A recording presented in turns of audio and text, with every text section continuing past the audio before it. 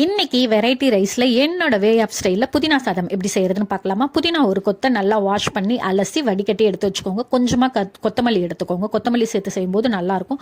எல்லாத்தையும் மிக்சர் ஜாரில் மாற்றி ஒரு சின்ன துண்டு இஞ்சி, காஞ்ச மிளகாய் 4, பச்சை மிளகாய் போட்டும் செய்யலாம். டேஸ்ட்டு நல்லாயிருக்கும். ஆனால் வெயில் காலம் இருக்கிறனால நான் பச்சை மிளகாவை ஸ்கிப் பண்ணிவிட்டேன். நான் காஞ்ச மிளகாய் சேர்த்துக்கிறேன். கொஞ்சமாக உப்பு சேர்த்து நல்லா ஃபைன் பேஸ்ட்டை அரைச்சி வச்சுக்கோங்க. சாதத்தை முதலே ஒரு உதிராக வடித்து ஒரு பிளேட்டில் ஆற வச்சு எடுத்து வச்சுக்கோங்க.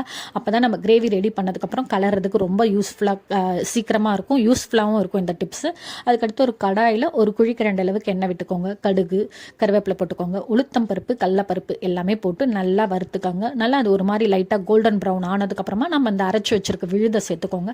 அந்த மிக்சர் ஜார்லேயும் கொஞ்சமாக தண்ணி விட்டு அந்த தண்ணியும் சேர்த்துக்கோங்க.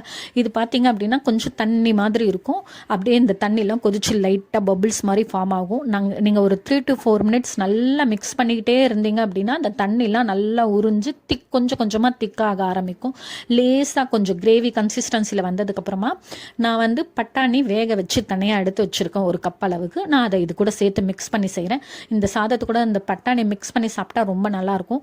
பட்டாணி ஆப்ஷனல் தான். அது இல்லாமல் கூட இதை அப்படியே ஸ்கிப் பண்ணிவிட்டு கூட நீங்கள் செய்யலாம். நான் பட்டாணி சேர்த்து செய்கிறேன். எல்லாமே சேர்த்து ஒரு 4 மினிட்ஸ்க்கு நல்லா கலரிட்டே இருந்தீங்க அப்படின்னா அடி ஒட்டாமல் இந்த மாதிரி கிரேவி கன்சிஸ்டன்சி கரெக்டாக கிடைக்கும்.